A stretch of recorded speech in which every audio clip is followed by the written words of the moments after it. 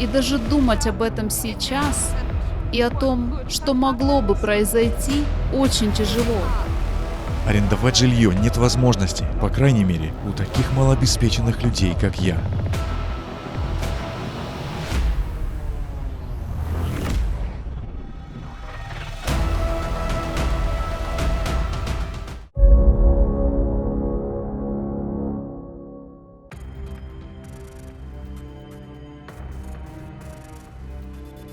Природные катаклизмы атакуют нашу планету ежедневно. Все чаще мы слышим о климатических беженцах и понимаем, что в государствах с низким уровнем жизни населения правительства не способны защитить своих граждан. Каждое новое бедствие делает эти страны еще беднее, а людей несчастнее. А как обстоят дела в странах благополучных, богатых, с якобы сильной экономикой? Могут ли там люди быть уверены, что их оперативно спасут в случае чрезвычайной ситуации, возместят потерю имущества и помогут вернуться к прежней, привычной жизни? Оказывается, нет. То, как пришлось выживать многим простым австралийцам после наводнений в феврале-марте 2022 года, наглядное тому подтверждение. Тысячи домовладений стали непригодными для проживания в штате Новый Южный Уэльс. Но сейчас, несколько месяцев спустя, обещание предоставить убежище всем нуждающимся остается невыполненным. Я бы согласился на крышу над головой, на какое-нибудь теплое и сухое место для меня и моей маленькой собачки. Вот и все. Арендовать жилье нет возможности, по крайней мере, у таких малообеспеченных людей, как я. Из заявленного количества капсульных объектов для длительного пребывания, на которые было выделено $350 миллионов, на данный момент не возведено и половины.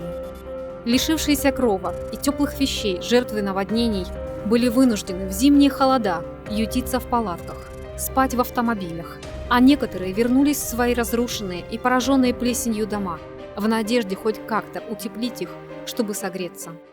Никто не должен жить в таком доме, но это наш единственный вариант, не считая палатки. Но зимой лучше в плесени, чем на холоде. Парламентское расследование показало, что Государственная служба по чрезвычайным ситуациям СИС и Исполнительное агентство правительства Нового Южного Уэльса по борьбе со стихийными бедствиями Resilience NSW не обеспечили должную помощь пострадавшим. У людей не оставалось другого выбора, кроме как самим спасать свои жизни и помогать спасаться другим. Это замечательный пример взаимопомощи и вместе с тем демонстрация полной несостоятельности официальных властей. Правительственные учреждения и бюро метеорологии оказались не готовы к таким наводнениям и не осознавали их масштабы. Данные, которые они публиковали, были неточными. А правительство штата рассматривало реагирование на стихийное бедствие как обычную рабочую операцию с 9 до 5. Жители затопленных районов столкнулись с острой нехваткой средств на оплату аренды. Но из 12 тысяч заявителей едва ли 1 из 5 получил субсидию на аренду жилья. Это побудило председателя комиссии по расследованию Уолта Секарда назвать схему выдачи субсидий жестокой мистификацией. Участившиеся наводнения спровоцировали общий жилищный кризис. Рыночные механизмы безучастны к судьбам конкретных людей и приводят к расслоению общества и усилению неравенства. Еще до февральского наводнения страхование недвижимости было недоступно для многих. А после наводнения цены на жилье, например, в Лисморе, в некоторых районах повышенного риска, упали более чем вдвое. Поэтому продать его, чтобы купить где-то в другом месте, для владельцев стало нереальным. Эта ситуация повторяется снова и снова. И даже думать об этом сейчас и о том, что могло бы произойти, очень тяжело. Я все еще пытаюсь обеспечить крышу над головой для своей дочери. У меня нет времени часами сидеть в телефоне, разбираясь в несовершенных системах, которые не должны существовать. У меня не было действующего договора аренды, потому что он был утрачен при затоплении. Вскоре после наводнения меня выселили, и у меня не было доступа к фотографиям из-за второго наводнения.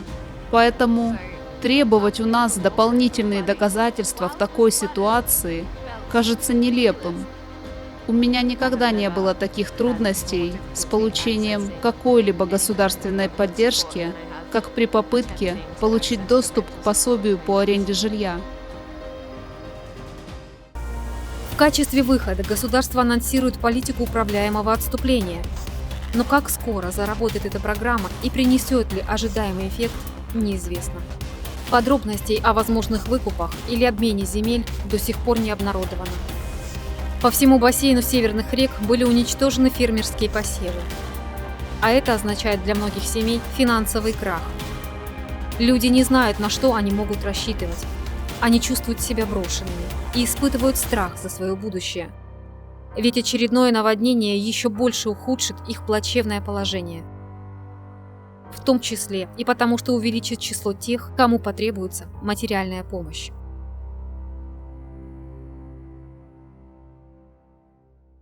Мы приближаемся к 6 месяцам. Мы на отметке 171 день. И люди просто теряют оптимизм. И вся эта сплоченность, которая у нас была в первые 100 дней и держала нас на плаву, улетучивается. Поэтому мы должны действовать прямо сейчас.